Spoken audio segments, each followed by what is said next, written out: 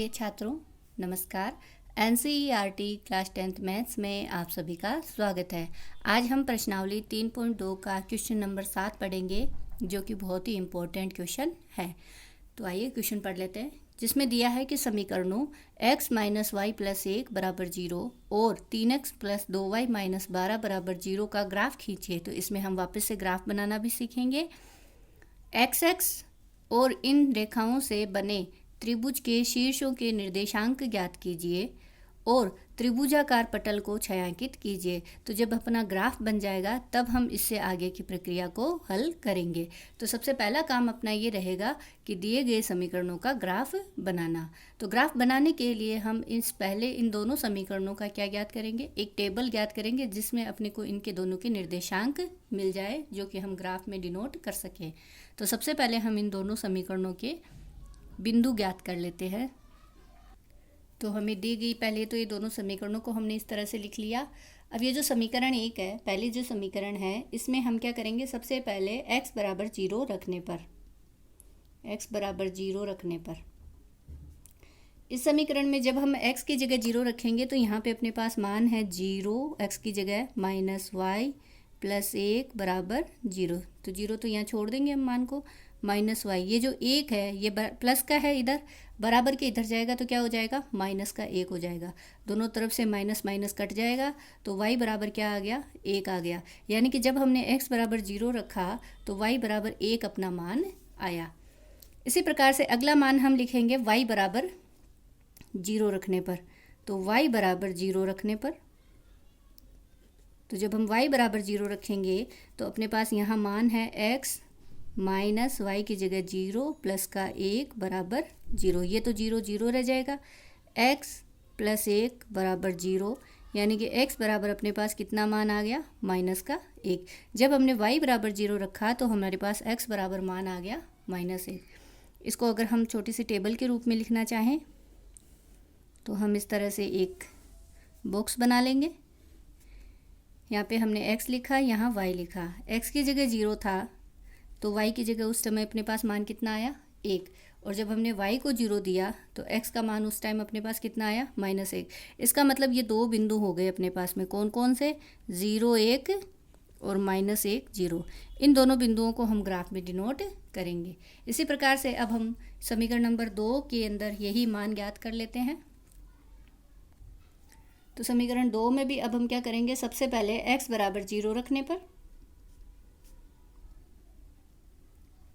x बराबर जब हमने 0 रखा तो यहाँ मान बन गया 3 गुणा 0, x की जगह 0 रखा, प्लस 2y माइनस 12 बराबर 0। 3 को 0 से गुणा किया 0, तो मान अपना बचा 2y माइनस 12 बराबर 0।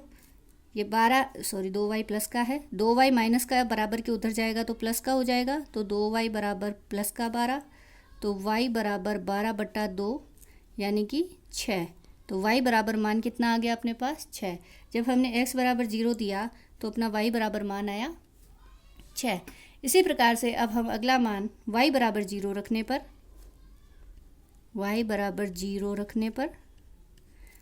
तो y की जगह हम 0 रखेंगे तो यहाँ से समीकरण से मान बनेगा 3x प्लस 2, और y की जगह हमने 0 रखा, माइनस के 12 बराबर 0। तो अपना मान आ गया 3x, 2 गुणा 0 0 हो जाएगा, तो माइनस के 12 बराबर 0। तो 3x बराबर 12 बराबर के उधर जाएगा तो प्लस के 12, तो x बराबर आ गया 12/3, यानी कि 3 चौके 12। तो x का मान अपने पास कितना आया, 4। तो इसी तरह से इसकी एक अपन टेबल इसकी भी बना लेते हैं। ये अपने पास टेबल बन गई जहाँ x और y के मान है। x की जगह 0 दिया था तो y की जगह 6 आया, और जब हमने y को 0 दिया तो x की जगह अपने पास कितना मान आया, 4। तो ये दो बिंदु हो गए, 0 6 और 4 0। ये हम ग्राफ में डिनोट करेंगे। तो आइए अब हम एक ग्राफ बना लेते हैं।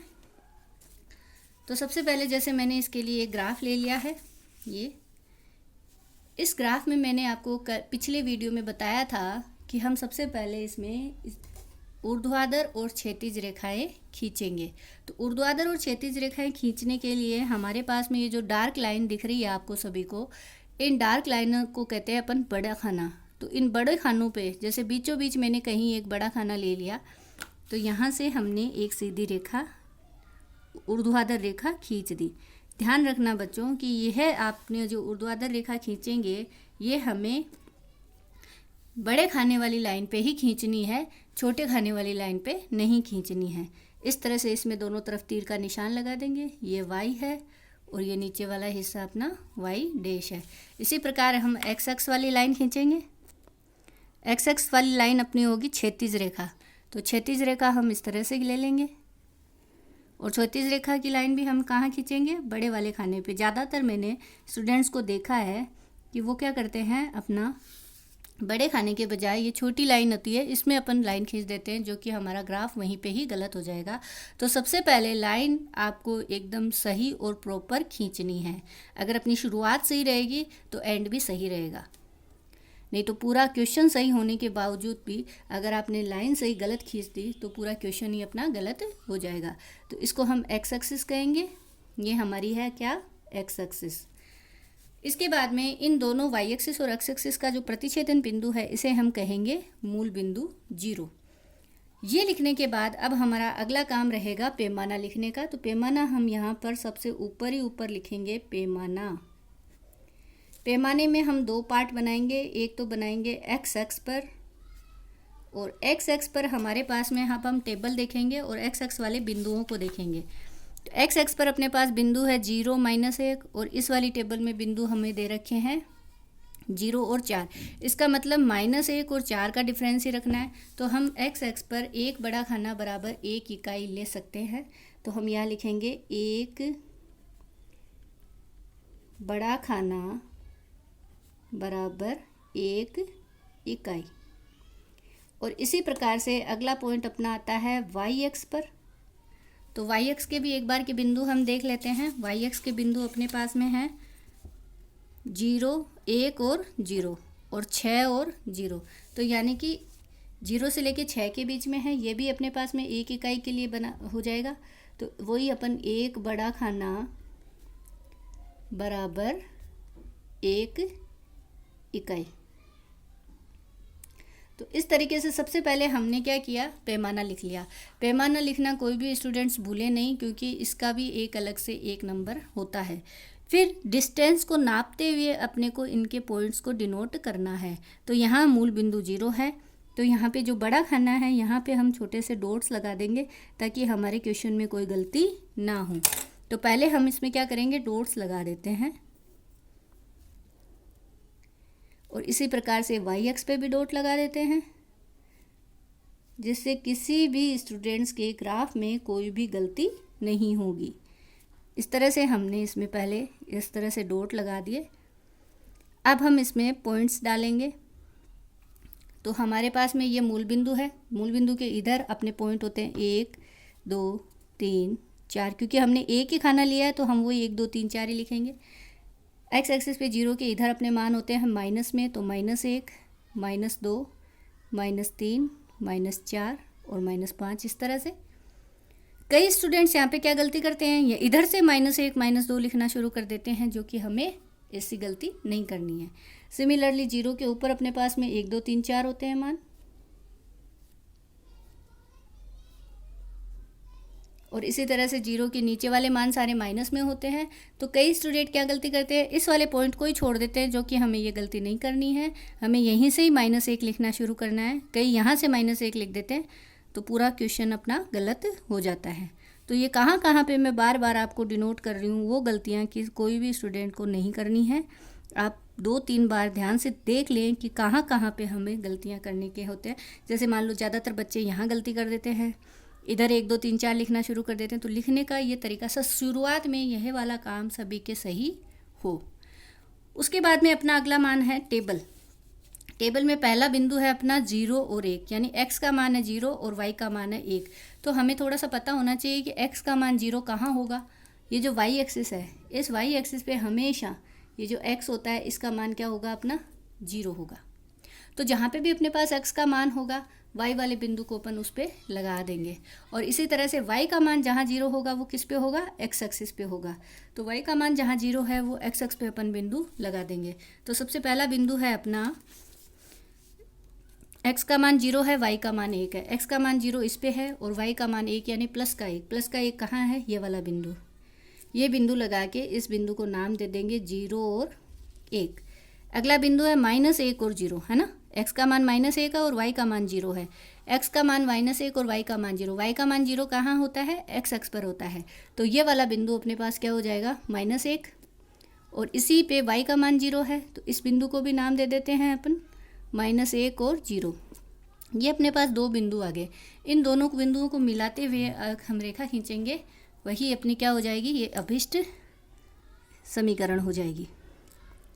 तो इस तरह से अब हम क्या करेंगे? इन दोनों बिंदुओं से मिलाते हुए ये वाली रेखा खींच देंगे। ये रेखा खींचने के बाद इस रेखा का समीकरण वाला नाम भी देंगे। इस रेखा का समीकरण क्या है अपने पास में? x - y + 1 = 0। यहाँ पे ये है लाइन, ये रेखा लिखनी भी ज़रूरी है, नहीं तो क्या होगा कि हम कंफ्यूज हो जाएंगे कि हमारी ये वाली रेखा कौन सी है और ये कौन सी है। तो इसको अलग से डिफाइन भी करना है अपने को। इसी प्रकार से अब हम दूसरी वाली समीकरण को भी ग्राफ में डिनोट कर देते हैं, जिसमें पहला बिंदु है 0 और 6। x का मान 0, x का मान 0 कहाँ है? y एक्सिस पे है। 6 कहाँ है? y का मान 6 है यहाँ। तो ये वाला बिंदु अपने पास में आ जाएगा, x का मान 0 और y का मान 6। इसी प्रकार x का मान 4 है और y का मान 0 है। y 0 इस x एक्स पे होगा। 4 कहाँ दिख रहा है? ये रहा 4। तो इस तरह से हम बिंदु नहीं, हमने शुरू में बिंदु ही इसी टाइप के लिए हैं जिससे ग्राफ बहुत ही इजीली हल हो। तो इस तरह से इन दोनों बिंदुओं से मिलती हुई एक रेखा खींच देंगे हम। तो ये हमने रेखा खींच दी।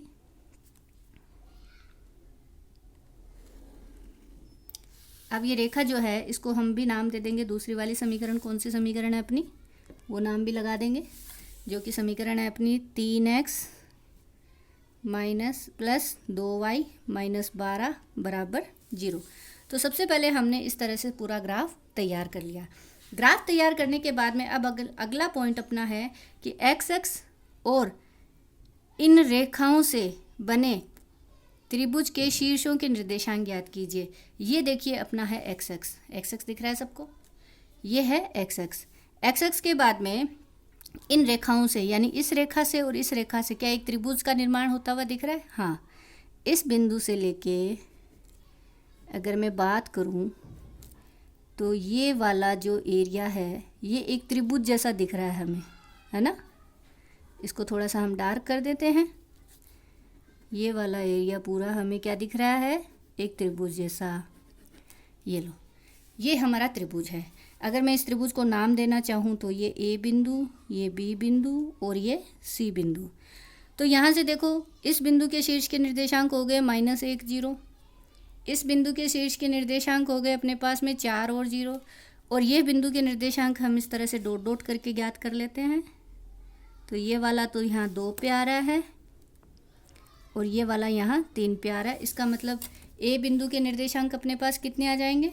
x का मान है 2 और y का मान है 3, तो 2 और 3। तो हमें प्रश्न में कहा है कि शीर्षों के निर्देशांक ज्ञात कीजिए, तो हम यहाँ पे लिख देंगे इसी तरह से। यहाँ नीचे हम लिखेंगे, अतः शीर्षों के निर्देशांक ए शीर्ष को हमने क्या नाम दिया जिसका निर्देशांक है 2 3। बी का निर्देशांक क्या हो गया? बी का निर्देशांक है -1 0 और सी का निर्देशांक हो गया 4 0 है।